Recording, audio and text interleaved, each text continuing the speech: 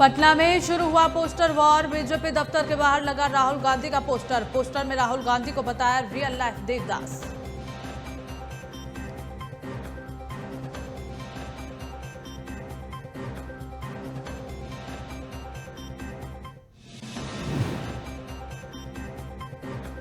मणिपुर में हिंसा के बीच गृह मंत्री अमित शाह ने की सर्वदलीय बैठक। कांग्रेस महासचिव जयराम रमेश ने साधा निशाना, कहा इंफाल में होनी चाहिए थी पीएम की अध्यक्षता में बैठक।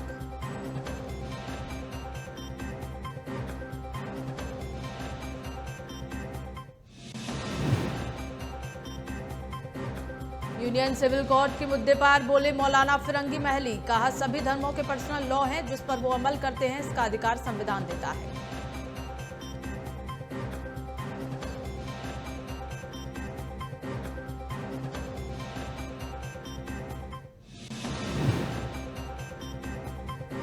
मेरठ में मूर्ति बनाने के कारखाने में लगी भीषण आग लगने से आसपास के लोगों में मचा हड़कंप। आग लगने की वजह का नहीं चल सका पता।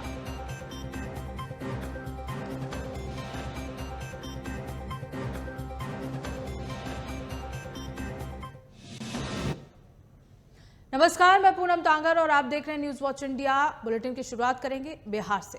बिहार में विपक्षी एकता की बैठक को लेकर बीजेपी लगातार पोस्टरों से विपक्ष के नेताओं पर निशाना साध रही है। अब बीजेपी ने राहुल गांधी की तुलना देवदास से कर दी है। विपक्षी दलों की बैठक से पहले बीजेपी कार्यालय के बाहर राहुल गांधी का पोस्टर लगाया गया, जिसमें बीजेपी नेताओं ने कांग्रेस नेता राहुल की तुलना देवदास फिल्म से करते हुए उन्हें रियल लाइफ देवदास बता दिया है। बीजेपी के पोस्टर में फिल्म देवदास का फेमस डायलॉग को कॉपी किया गया है। पोस्टर में लिखा गया है कि ममता दीदी ने कहा बंगाल छोड़ दो, केजरीवाल ने कहा दिल्ली और पंजाब छोड़ दो, लालू नीतीश ने कहा बिहार छोड़ दो, अखिलेश ने कहा उत्तर प्रदेश छोड़ दो, स्टालिन ने कहा तमिलनाडु छोड़ दो। वो दिन दूर नहीं जब सब मिलकर कहेंगे कि राहुल गांधी राजनीति छोड़ दो।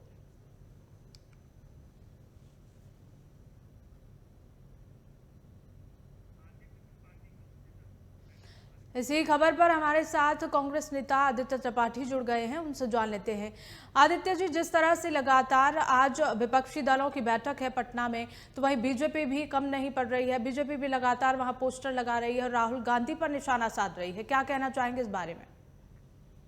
देखिए, भारतीय राजनीति में ये अजीब विडंबना 2014 के बाद शुरू हुई, जब से प्रधानमंत्री नरेंद्र मोदी जी का जो भारतीय राजनीति में एक कह सकते हैं कि नया युग की शुरुआत हुई कि उपहास उड़ाना, बेइज्जती करना, ये सब नई परंपरा है राजनीति में। ठीक है, ये भारतीय जनता पार्टी निरंतर करती आती है। जब राहुल गांधी जी ने भारत जोड़ो यात्रा की शुरुआत की थी तब भी जनता पार्टी के नेताओं ने उनका उपहास उड़ाने का प्रयास किया था, और हुआ क्या, लगातार ये लोग कमेंट करते गए और वो यात्रा उतनी ही सफलता से आगे बढ़ती गई।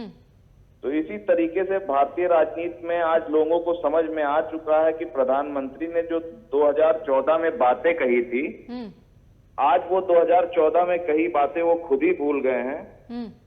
और 9 साल की सरकार में जिस तरह से देश को पीछे लेते जा रहे हैं जी, और लगातार राहुल गांधी का मजाक उड़ाकर राजनीति कर रहे हैं, कांग्रेस का मजाक उड़ाकर राजनीति कर रहे हैं। इनसे कोई प्रश्न पूछो, कहते हैं नेहरू जी ने कुछ नहीं किया था। इनसे कोई प्रश्न पूछो, कहते हैं 70 साल में कुछ नहीं हुआ।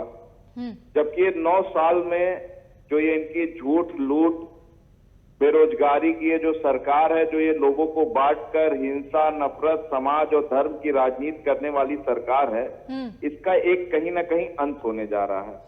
जी बिल्कुल आदित्य जी, जिस तरह से आपने कहा कि इसका अंत होगा, और आज जिस तरह से पटना में बैठक हो रही है जिसमें 15 विपक्षी दल शामिल हो रहे हैं, लेकिन क्या इस बैठक में, हालांकि ये कहा जा रहा है कि प्रधानमंत्री के चेहरे पर अभी इस बैठक में मोहर नहीं लगेगी, लेकिन कौन 2024 में बड़ा चेहरा होगा? क्योंकि 15 विपक्षी दल हैं और ऐसे में हर कोई अपनी अपनी ओर से ये कवायद में जुटा हुआ है कि जो चेहरा होगा, बड़ा चेहरा 2024 लोकसभा चुनाव के लिए, वो हमारी पार्टी से हो। तो कांग्रेस को कितनी उम्मीद है? देखिए, पूरा देश जानता है कि आज मुख्य विपक्ष अगर कोई है तो कांग्रेस है, और निरंतर कांग्रेस ने 2014 से 2023 आ गया, अगर जनता के मुद्दों पर सड़क से लेकर सदन तक और कहीं भी लड़ाई लड़ी है तो वो कांग्रेसियों ने लड़ी है। निश्चित तौर पे मोदी जी की जो ये तानाशाही सरकार थी, केवल उत्तर प्रदेश में 85,000 मुकदमे हमारे कांग्रेस के कार्यकर्ताओं पर लगाए गए, कोविड काल से लेकर अब तक। ऐसे ही हर राज्य की स्थिति है कि जहां भी हम इनका विरोध करते हैं, ये हमारे कार्यकर्ताओं को जेल में डालने का काम करते हैं। तो पूरा देश जान रहा है, चाहे वो हाथरस का मामला रहा हो, चाहे वो उन्नाव का मामला रहा हो, लखीमपुर का मामला रहा हो, किसानों का मामला रहा हो। चलिए ठीक है, लेकिन जिस तरह से आदित्य जी आज की रणनीति है, जो विपक्षी दल इकट्ठा हुए हैं पटना में और जो फॉर्मूला है, तो वो क्या काम करेगा आगे आने वाले 2024 में?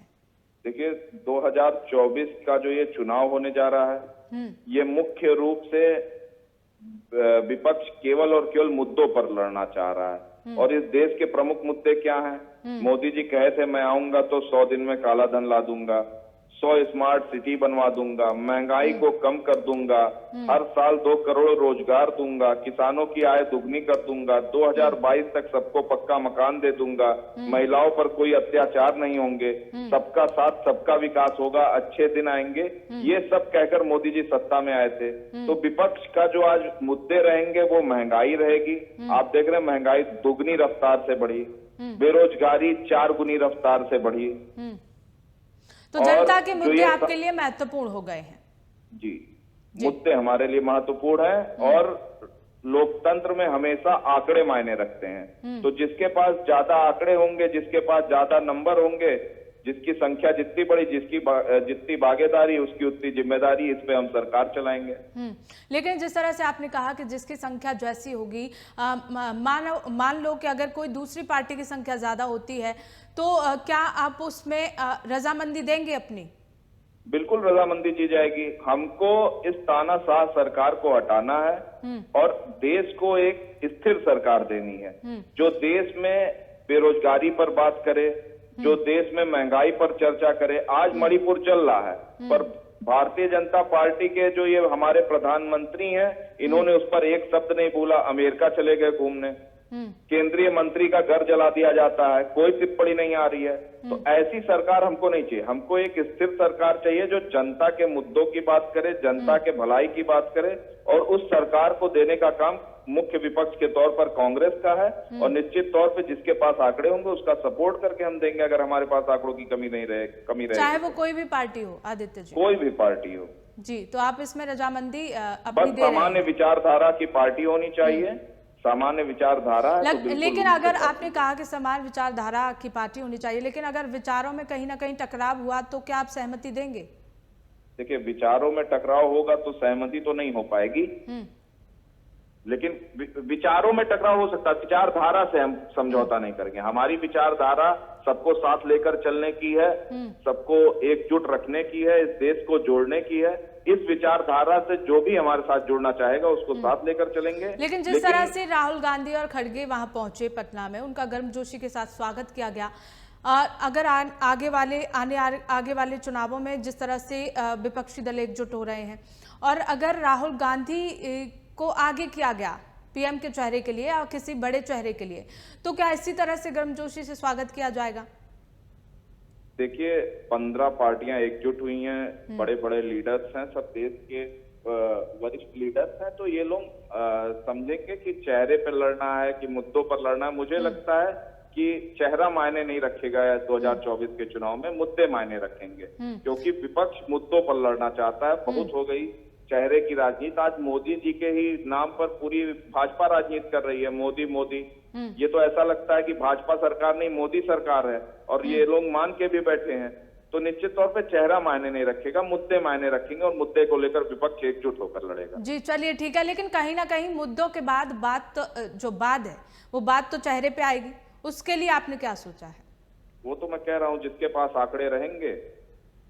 जी चलिए ठीक है आदित्य जी, बहुत बहुत धन्यवाद हमारे साथ जुड़ने के लिए। तो वहीं पटना में आज विपक्षी दलों की रैली पर समाजवादी पार्टी के प्रवक्ता सुनील सिंह साजन ने कहा कि आज बिहार में देश के सभी विपक्षी दलों के जो नेता हैं वो मंच पर बैठे रहे हैं। वहां से कोई ना कोई ऐसा रास्ता निकलेगा जिससे बीजेपी को देश की सत्ता से हटाया जाए। ये ऐसा दौर है जब देश के सारे संसाधन बेचे जा रहे हैं। लोकतंत्र इस दौर में खतरे में है, संविधान खतरे में है। तो ऐसे में विपक्षी दलों की बैठक बीजेपी को हटाने के लिए नहीं बल्कि देश को बचाने के लिए ज्यादा है।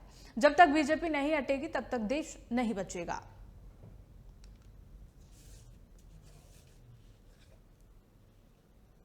जिसको देखिए, बिहार में जो देश भर के विपक्षी नेताओं की आज बैठक है वो सिर्फ इसलिए नहीं कि 2024 में सरकार बनानी है, इसलिए क्योंकि देश को भी बचाना है, देश का संविधान बचाना है, दुनिया का सबसे बड़ा लोकतंत्र उसको बचाना है।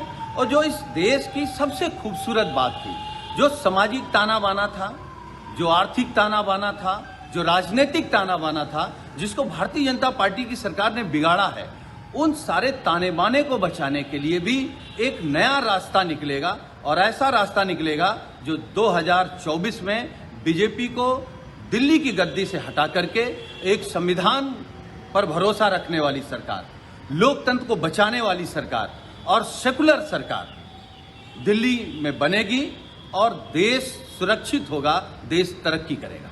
माना था जो खबरों में आगे बढ़ेंगे। एक तरफ जहां केंद्र सरकार यूनिफॉर्म सिविल कोड को लाने की तैयारी में जुटी है, वहीं विपक्षी नेता भी इसका विरोध करते नजर आ रहे हैं। इसी बीच मौलाना खालिद राशिद फिरंगी महली का बयान सामने आया। इस मुद्दे पर उन्होंने क्या कुछ कहा, सुनिए। यूनिफॉर्म सिविल कोड का मसला सिर्फ मुसलमानों का मसला नहीं है, बल्कि जितनी भी रिलीजियस कम्युनिटीज़ हैं सबके अपने पर्सनल लॉज हैं। और रोज़मर्रा की ज़िंदगी में तमाम कम्युनिटीज़ इस बात की कोशिश करती हैं कि वो अपने पर्सनल लॉज पर अमल करें। और हमारे मुल्क के आइन और कॉन्स्टिट्यूशन और संविधान ने हर शहरी को अपने मज़हब पर अमल करने का पूरा इख्तियार और पूरी मजहबी आज़ादी दी है। और मजहबी आज़ादी हर हिंदुस्तानी शहरी का फंडामेंटल राइट है, और फंडामेंटल राइट को डायरेक्टिव प्रिंसिपल से ख़त्म नहीं किया जा सकता। इसलिए प्रैक्टिकली ये पॉसिबल नहीं है कि अपने मुल्क में यूनिफॉर्म सिविल कोड को नाफिज किया जाए। और कॉन्स्टिट्यूशन के आर्टिकल 25 to 30 इस बात की मज़ीद ज़मानत देते हैं कि किस तरीके से रिलीजियस कम्युनिटीज़ को पूरा तहफ़्फ़ुज़ फराहम किया गया है। और इसी के साथ साथ हम लोग इस बात को भी अपने जहन में रखना चाहिए कि अपने मुल्क में हर 200 से 300 किलोमीटर पर ट्रेडिशन और कस्टम्स बदल जाते हैं। और मुल्क के कॉन्स्टिट्यूशन ने ट्रेडिशन और कस्टम्स की भी तहफ़्फ़ुज़ की ज़मानत दी है। फिर जो सबसे बड़ा सवाल ये है वो ये कि जो नॉर्थ ईस्टर्न स्टेट्स हैं, ख़ासकर त्रिपुरा है, मिज़ोरम है, नागालैंड है, फिर जो ट्राइबल्स के अपने कस्टम और ट्रेडिशंस हैं और जिसकी की ज़मानत और स्पेशल प्रोविजंस बाकायदा अपने मुल्क के आइन और कॉन्स्टिट्यूशन में दिए गए हैं, उन तमाम तहफ़्फ़ुज़ात को किस तरीके से ख़त्म कर दिया जाएगा, ये भी एक बड़ा सवाल या निशान है। फिर अपने मुल्क में इस बात का ऑलरेडी कॉन्स्टिट्यूशनल प्रोविज़न है कि जो लोग अपने पर्सनल लॉज के तहत अपनी शादी ब्याह नहीं करना चाहते हैं, उनके लिए सिविल कोड के तहत पहले से स्पेशल मैरिज एक्ट मौजूद है, प्रॉपर्टी राइट्स में इनहेरिटेंस लॉ मौजूद है।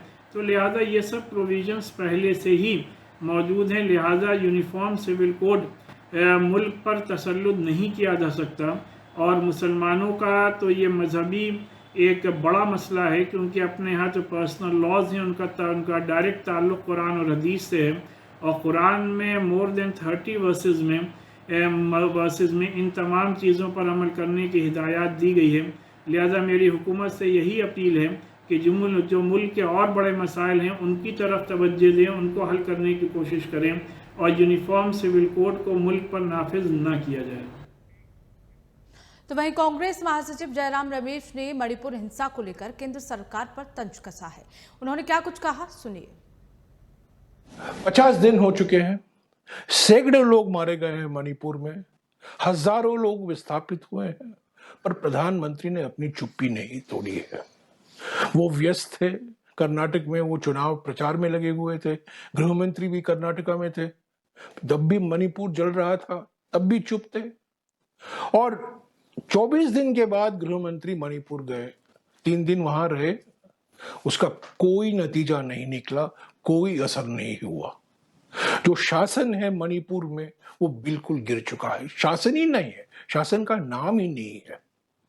पर सबसे दुखद बात यह है कि 50 दिन में हमारे देश के प्रधानमंत्री ने अपनी चुप्पी नहीं तोड़ी, एक शब्द नहीं कहा, एक बयान नहीं दिया, एक अपील नहीं दिया, शांति के लिए, सद्भावना के लिए, अमन के लिए कुछ नहीं किया, कुछ संकेत भी नहीं दिया।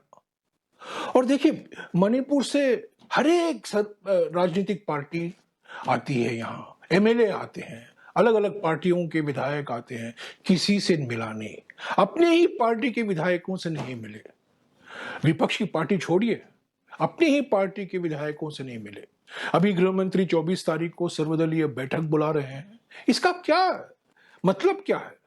प्रधानमंत्री है नहीं, सर्वदलीय बैठक बुलाना है तो प्रधानमंत्री की अध्यक्षता में बुलाइए, और सर्वदलीय बैठक बुलाना है तो इम्फाल में बुलाइए।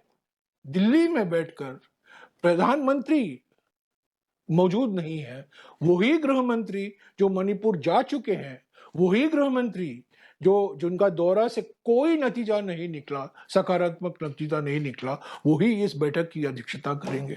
इसका क्या मतलब है? ये एक औपचारिकता है लोगों को कहने के लिए हमने एक सर्वदलीय बैठक बुलाई है। ये तो हम मांग कर रहे थे, हमने मांग की थी कि सर्वदलीय प्रतिनिधिमंडल मणिपुर जाए, प्रधानमंत्री अपनी चुप्पी तोड़े, कड़ी से कड़ी कार्रवाई कीजिए आप, कोई कौन रोक रहा है आपको?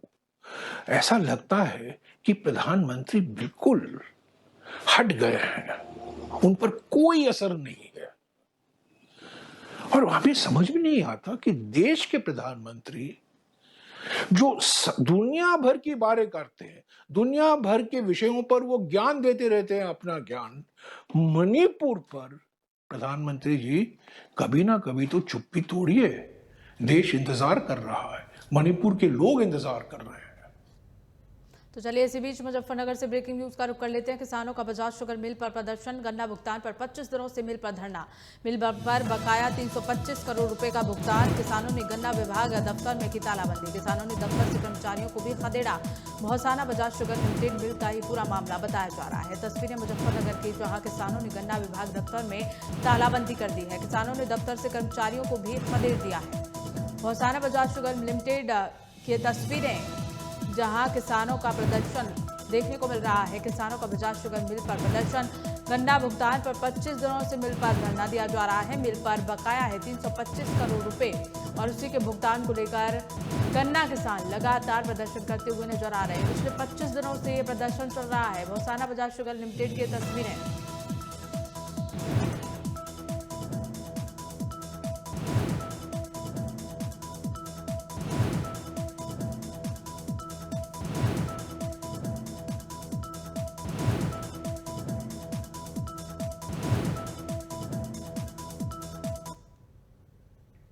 खबरों में आगे बढ़ेंगे। All municipal corporation staff union के बैनर तले सफाई कर्मचारियों की मांगों को लेकर पटपड़गंज शाहदरा दक्षिण क्षेत्र में कार्यालय पर प्रदर्शन किया गया। यूनियन के संस्थापक, संरक्षक और प्रभारी मुकेश कुमार वैद्य और अन्य पदाधिकारियों के सहयोग से प्रदर्शन सफलतापूर्वक संपन्न हुआ। जॉन डीसी ने पदाधिकारियों के साथ बैठक बुलाई और 1 महीने में कर्मचारियों की मांग पूरी करने का आश्वासन दिया। दिल्ली प्रदेश अध्यक्ष राजकुमार धिंगान, दिल्ली प्रदेश कार्यवाहक अध्यक्ष नीरज बागड़ी समेत सम्मानित साथियों ने डीसी साहब के आश्वासन का समर्थन किया।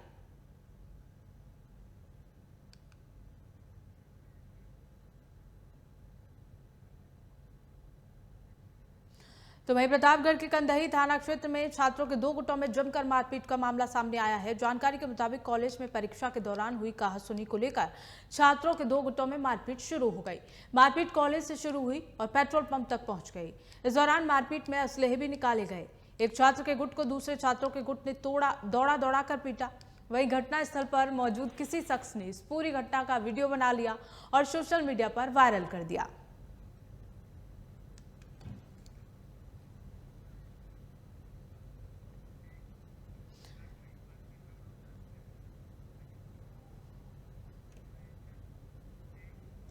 मैनपुरी से ब्रेकिंग न्यूज का रुख कर लेते हैं। जमीनी विवाद में किसान की पीट कर हत्या, लोहे की रॉड और डंडों से पीटकर किसान को मौत के घाट उतार दिया। घटना में मृतक किसान का पुत्र घायल हो गया। जमीन पर अवैध कब्जा करना चाहते थे हमलावर, गांव के बाहर घेर कर दिया घटना को अंजाम। थाना बिछवा के नेकपुरा गांव की पूरी घटना बताई जा रही है, जहां एक किसान को पीट कर किसान को मौत के घाट उतार दिया।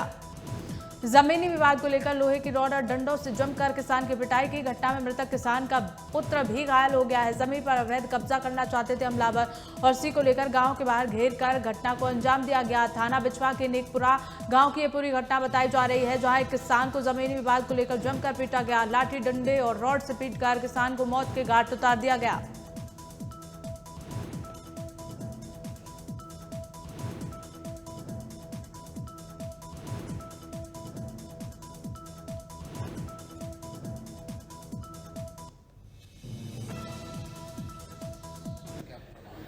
ये थाना बिछवा के नेकपुरा गांव में कश्मीर सिंह है, उम्र करीब 50 साल है।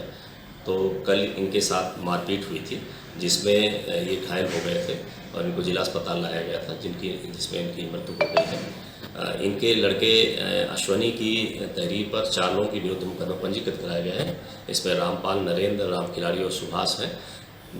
इन अभियुक्तों के विरुद्ध मुकदमा पंजीकृत होकर के इनकी तलाश की जा रही है और बॉडी का पंचायतनामा पोस्टमार्टम की कार्रवाई कराई जा रही है।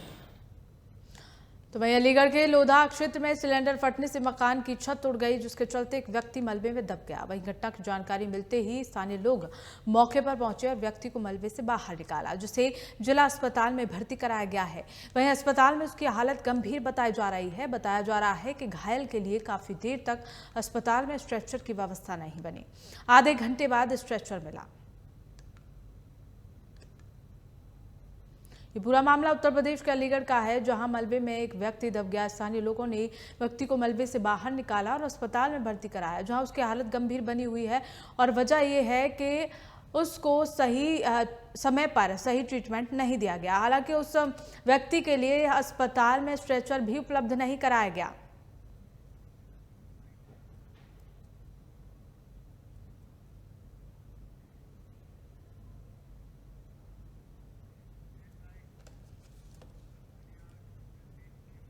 तो वहीं कानपुर नगर निगम की लापरवाही आई सामने। जूही खलवा पुल में डूबकर बाइक सवार युवक की मौत। एक कार भी पुल के नीचे भरे बारिश के पानी में डूबा। पिछले साल भी हो चुकी एक की मौत। बारिश होते ही जलमग्न हो जाता है पुल। एक कार पुल के नीचे भरे बारिश के पानी में डूब गई। पिछले साल भी इस हादसे से एक की मौत हुई थी। बारिश होते ही पूरी तरह से पुल जलमग्न हो जाता है। कानपुर नगर निगम की लापरवाही सामने आई है। जूही खलवा पुल में डूबकर बाइक सवार युवक की मौत हो गई। एक कार भी इस पुल के नीचे भरे बारिश के पानी में डूब गई। पिछले साल भी ऐसा ही हादसा हुआ था, जिसमें एक व्यक्ति की मौत हो गई थी। कानपुर नगर में नगर निगम की बड़ी लापरवाही। जूही खालवा पुल की तस्वीरें, जहां बारिश का पानी भर गया है और उसमें पिछले साल भी एक की मौत हो गई थी। बारिश होते ही ये पुल पूरी तरह से जलमग्न हो जाता है और नगर निगम की लापरवाही यहां साफ देखने को मिल रही है।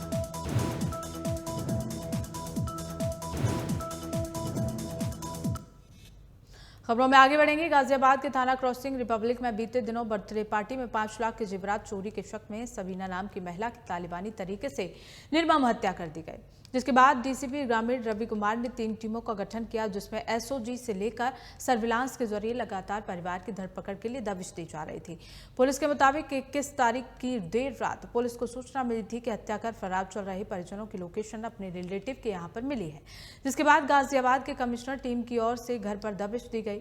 मौके पर मौजूद एक नाबालिग सहित 8 लोग, जिसमें 2 महिलाएं शामिल हैं, पुलिस ने सभी को गिरफ्तार कर लिया।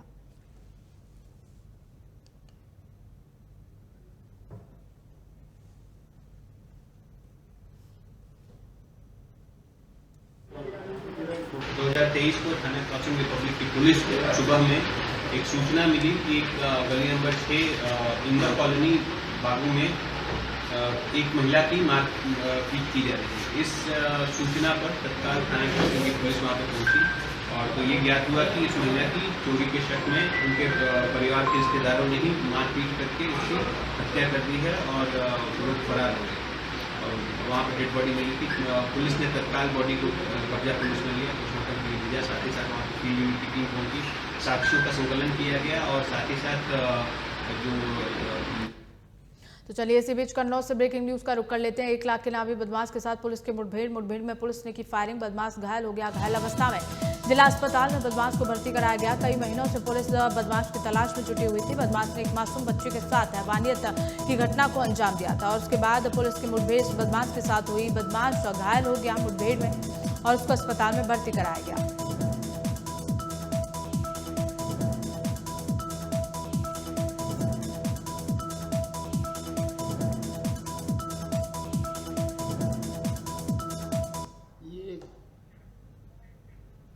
तो वहीं यूपी के मैनपुरी में लगातार हो रही बारिश की वजह से अतीतगंज से दिवनपुर को जाने वाली सड़क पूरी तरह से टूट गई है। इस रोड से एक नहीं बल्कि 10 गांव के लोग आवागमन करते हैं। तो वहीं रोड टूटने की वजह से लोगों को भारी मुसीबतों का सामना करना पड़ रहा है। कई लोग निकलते समय घायल भी हो चुके हैं। साथ ही दिवनपुर के गांव प्रधान का कहना है कि कई बार इस सड़क को लेकर शिकायत की गई, लेकिन इस मामले को लेकर कोई भी राहत प्रशासन की ओर से गाँव वालों को नहीं मिली है और लोग इस टूटी हुई सड़क से ही आने जाने के लिए मजबूर हैं।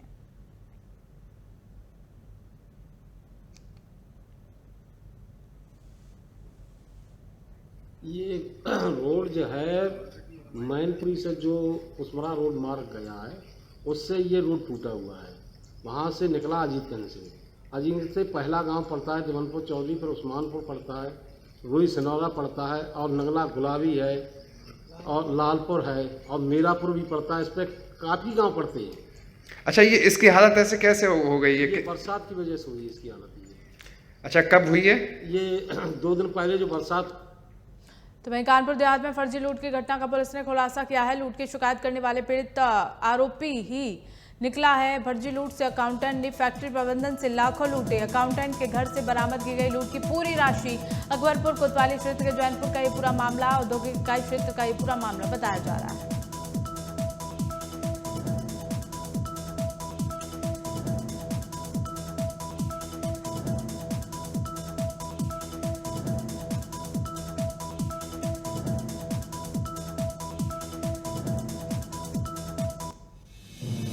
देखिए, एक हमारे अकबरपुर में एक 3G इंडस्ट्रीज बोल के एक इंडस्ट्री है। उन्हीं में अकाउंटेंट है, उनका नाम है सुजय बंगाल के निवासी है। इसमें अकाउंटेंट का काम करते हैं। एक हमें सूचना मिली थी कि खबरों में आगे बढ़ेंगे। मऊ के बीटरी इलाके के हनुमान नगर में पुलिस ने मुखबिर की सूचना पर एक मकान पर छापेमारी कर सेक्स रैकेट का भंडाफोड़ किया। पुलिस ने सेक्स रैकेट में शामिल 3 महिला और 2 पुरुषों को हिरासत में ले लिया। वहीं पुलिस सभी को कोतवाली लाकर आगे की पूछताछ कर रही है। पुलिस ने इनकी गिरफ्तारी के साथ कुछ आपत्तिजनक वस्तुएं भी बरामद की हैं, जिसे कोतवाली में जब्त किया गया है। पुलिस पकड़े गए सभी आरोपियों से पूछताछ कर इस गोरख धंधे में शामिल अन्य लोगों की धरपकड़ में जुटी हुई है।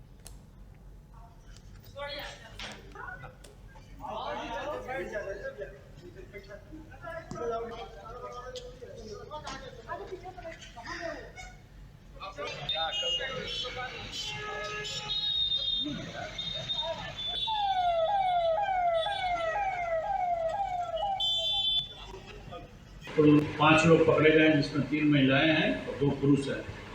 तो जो अभी तक प्राथमिक जानकारी प्राप्त हुई कि हरिनंदन अपने यहाँ बुला के लोगों को फैसिलिटेट कर रहे थे, महिलाओं को, पुरुषों को अपना उनको संबंध बनाने, शारीरिक संबंध बनाने के लिए अनैतिक देह व्यापार की घटना हो रही थी। वहाँ बहुत सारी आपत्तिजनक चीज़ें भी मिली हैं, तो उनको कोतवाली पुलिस पकड़ के लाई है। तो उस संबंध में जो विधिक कार्रवाई है की जा रही है। सर, कितने लोग हिरासत में लिए गए? 5 लोग जी। मकान मालिक भी हैं हरिनंदन शर्मा।